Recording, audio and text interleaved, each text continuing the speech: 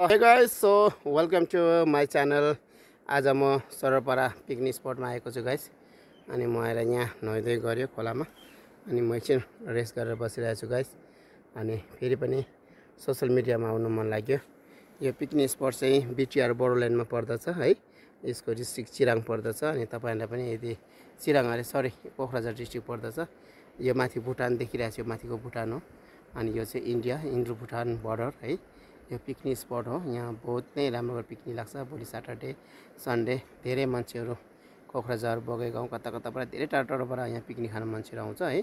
अनि यहाँ हेर्न सक्नुहुन्छ स्पटको बारीमा यो तलतिर यहाँ सानो होटलहरू थुप्रो छ।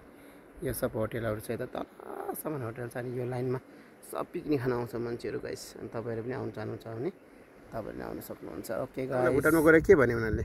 तेल छ नि, तेल छ तरकारी।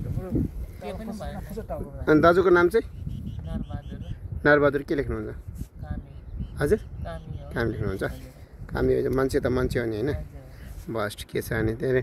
अनि थिम्पूमा गएर तपाईँलाई कस्तो लाग्यो? भुटान राम्रो छ कि यता इन्डिया राम्रो छ? अब बराबरै राम्रो छ। बराबरै राम्रो छ नि। तपाईँलाई फेरि थिम्पू जाउँ भन्यो भने तपाईँ जानुहुन्छ? थिम्पू अब जाउँ भनेर कसरी जानु अब लकडाउन हैन, बाइ चान्स जाउँ भन्यो भने? अड्डासेले जाउँ भनेर त जानै पर्छ काम गर्नु। ए हो, यहाँ चाहिँ कसकोमा काम गर्नुहुन्छ? यहाँ आफ्नै घरै यहीँ छ मेरो। ए अच्छा अच्छा, इन्डियन हो नि त म। ए इन्डिया हो तपाईँ?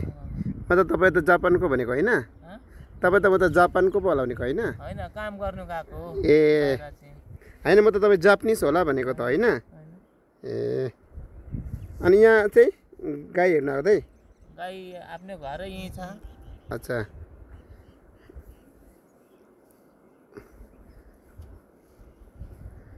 सो गाइस वहाँनिर यहाँ गाई हेर्नुहुन्छ अरे। अनि उहाँसँग एकछिन गफ भयो हाम्रो। थिम्पूमा 1.5 साल बस्नुभएको मान्छे रहेछ। सरलपारा पिकनिक स्पटमा हामीले उहाँसँग भेटघाट भयो गाइस। हेर्नुहोस् है, तपाईँलाई उहाँलाई पनि तपाईँको जोर छ भने तपाईँलाई थिम्पूमा फेरि बोलाउनुहोस् है। धेरै प्रकारको मान्छे छ आज त। त्यही हो संसारमा मान्छेले ब्रदर त्यही धेरै गन्जी लगाएर छ नि। तपाईँ भिडियो देखाउँछु ल, जानु ल दाइ, राम्रो जानुहोस् ल। आउने कि फेरि आउनु ल। गफ टुङ्गेको छैन कि हाम्रो।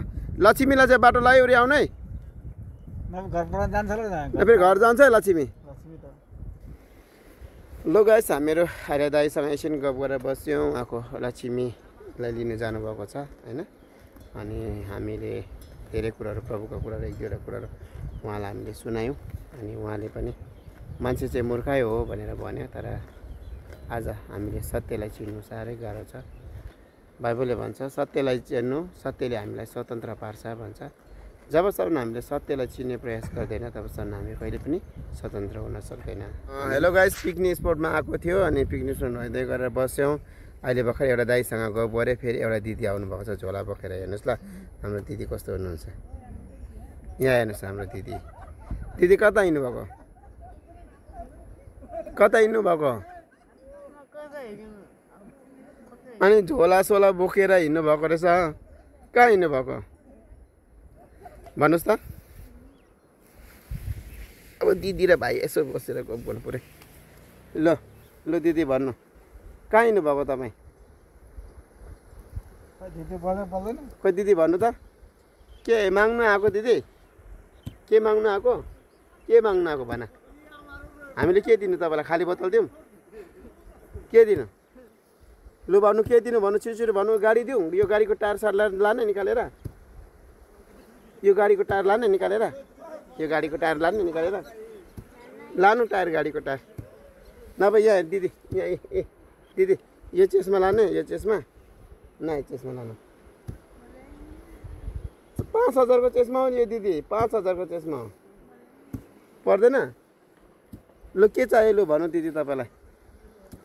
हामी तपाईँलाई के गर्नु सक्छौँ भन। यो पिकनिक स्पटमा हामी आएको छौँ। हाम्रो दिदी आएर हाम्रो छेउमा बसेको छ। मुख छोपेको गर्दैछ। खोइ के माग्नु आएको थाहै पाएन। लु के चाहियो भन्नु त दिदी, छिटो भन्नु।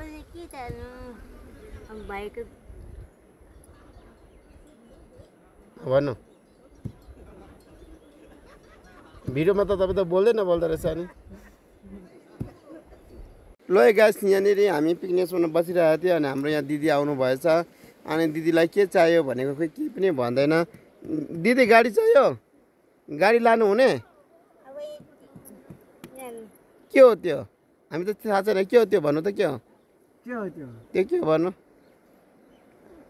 हाम्रो यहाँ एउटा रमेशज्यू पनि हुनुहुन्छ अनि लु भन्नु के चाहियो तपाईँलाई भन्नु यो गाडीको टायर खोलेर लानु यो टायर खोलेर लानु गाडीको लानु लानु लानु दिदी दिदी यो गाडीको टायर खोलेर लानु ल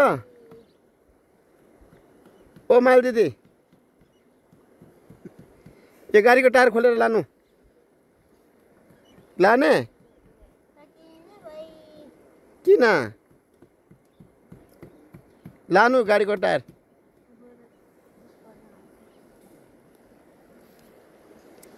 भुटान हो केटाहरू पिकनिक खाँदैछ कोक्राझारबाट बरपेटाबाट आएको अरे ल गाइस मैले दिदीलाई यो के भन्छ अरे गाडीको टायर दिएको पनि लानु मानेन टायर हजुर गाडी पनि लानु मानेन गाडी पनि दिएको टायर पनि दिएको लानु मानेन के गर्नु अब हामीहरू चाहिँ यस्तै हो गाइस हामी त दया छु नि दिएको नि गाडीको टायरै दिएको म त हाम्रो हामी हिँडेर जान्छु भन्दा नि मानेन लाँदैन अरे गाइस म त खोला किनारमा सुतिरहेको छु गाइस हेर्नुहोस् है पिकनिक स्पटमा आरामसे नुहाइधुवाइ गरेर रेस्ट गरेर बसिरहेछ सोह्रपरा पिकनिक स्पट हो यो आज 10 तारिक महिना 10 2025 हो